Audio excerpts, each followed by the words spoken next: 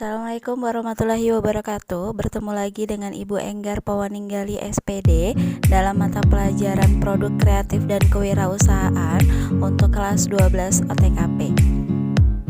Jangan lupa protokol kesehatannya, ingat 3M, memakai masker jika bepergian, rajin mencuci tangan, dan juga menjaga jarak. Salam sehat untuk kalian semua. Kesempatan kali ini kita akan membahas materi modul 6 tentang hak atas kekayaan intelektual atau HAKI.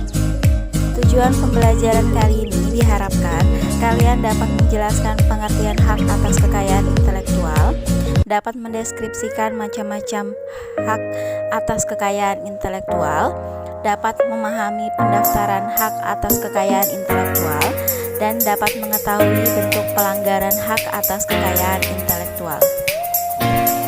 Yang akan kita pelajari pada hari ini ada 4, yaitu adanya hakikat HAKI, macam-macam HAKI, pendaftaran HAKI, dan juga pelanggaran hak cipta.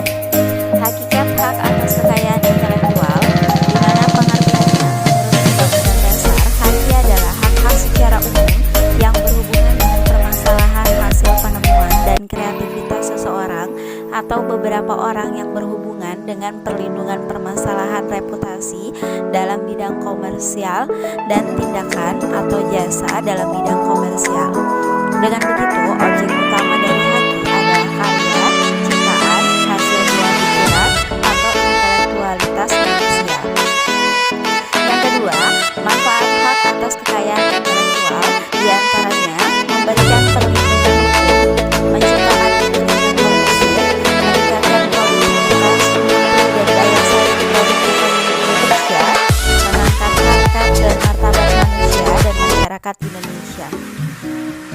Prinsip hak atas kekayaan intelektual diantaranya adanya prinsip ekonomi, di mana dalam prinsip ekonomi hak atas kekayaan intelektual berasal dari kegiatan kreatif dari daya pikir manusia. Prinsip keadilan merupakan suatu perlindungan hukum bagi pemilik suatu hasil dari kemampuan intelektual. Prinsip kebudayaan merupakan pengembangan dari ilmu pengetahuan, sastra, dan seni guna meningkatkan taraf kehidupan serta akan memberikan keuntungan bagi masyarakat, bangsa, dan negara. Prinsip sosial, di mana mengatur kepentingan manusia sebagai warga negara sehingga hak yang telah diberikan oleh hukum atas suatu karya merupakan satu kesatuan yang diberikan perlindungan berdasarkan keseimbangan antara kepentingan individu dan masyarakat atau lingkungan. Macam-macam hak atas kekayaan intelektual terdiri dari adanya hak cipta dan juga hak kekayaan industri. Hak cipta adalah hak khusus bagi pencipta untuk mengumumkan atau memperbanyak ciptaannya, termasuk ciptaan yang dilindungi adalah ciptaan dalam bidang ilmu pengetahuan, sastra, dan seni. Adapun subjek dan objek hak cipta sebagai berikut, yaitu adanya subjek hak cipta dan juga adanya objek hak cipta. Untuk subjek itu terdiri dari pencipta dan juga pemegang hak cipta. Kemudian kalau objek merupakan ciptaan hasil setiap karya pencipta dalam bentuk yang khas dan menunjukkan keasliannya.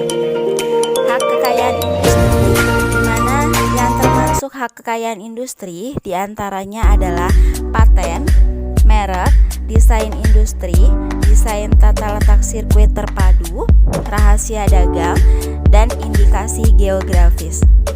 Pengelolaan hak atas kekayaan intelektual, di mana pihak lain dapat menggunakan hak tersebut dengan seizinnya melalui perjanjian kontrak. Lisensi dalam praktik perdagangan ada yang dikenal dengan istilah waralaba. Waralaba merupakan perikatan di mana salah satu pihak diberikan hak untuk memanfaatkan atau menggunakan HAKI dan atau penemuan atau ciri khas usaha yang dimiliki pihak lain dengan suatu imbalan. Kontrak lisensi merupakan pemberian hak untuk menikmati manfaat ekonomi dari suatu HAKI yang diberikan oleh pemegang HAKI kepada pihak ketiga melalui perjanjian dalam jangka waktu dan syarat yang kepada penerima lisensi. Perlindungan hukum haki, di mana hak kekayaan intelektual merupakan harta kekayaan yang tidak berwujud yang bersumber dari intelektual seseorang. Di mana yang akan kita pelajari adalah adanya sistem perlindungan hukum, di mana yang merupakan sistem perlindungan hukum terdiri dari subjek perlindungan, objek hukum perlindungan, perbuatan hukum perlindungan, jangka waktu perlindungan, dan juga tindakan hukum perlindungan. Upaya perlindungan hukum haki terdiri dari beberapa sistem, diantaranya ada sistem konstitutif, ada sistem deklaratif, ada perubahan deklaratif dari sistem deklaratif ke sistem konstitutif, penentuan masa perlindungan, dan juga penindakan dan pemulihan. Pendaftaran hak atas kekayaan intelektual. Mendaftarkan sebuah hak cipta bukanlah kewajiban setiap warga negara, melainkan sebuah hak. Maka dari itu, keputusan untuk mendaftarkan hak cipta atas hasil karya yang dibuat sepenuhnya berada pada individu, sekelompok, atau lembaga pencipta tersebut. Di mana manfaatnya terdapat fungsi proteksi, yaitu tidak perlu ada kekhawatiran pihak lain dapat menyabotase dan mengambil keuntungan dari sebuah karya yang dibangun dengan susah payah. Pendaftaran hak atas kekayaan intelektual, di mana hak Indonesia menganut dua sistem, yaitu sistem first to file, yaitu pihak pertama yang mengajukan permohonan haki atau suatu penemuan jika memenuhi syarat akan menjadi hukum dan biasa dilakukan.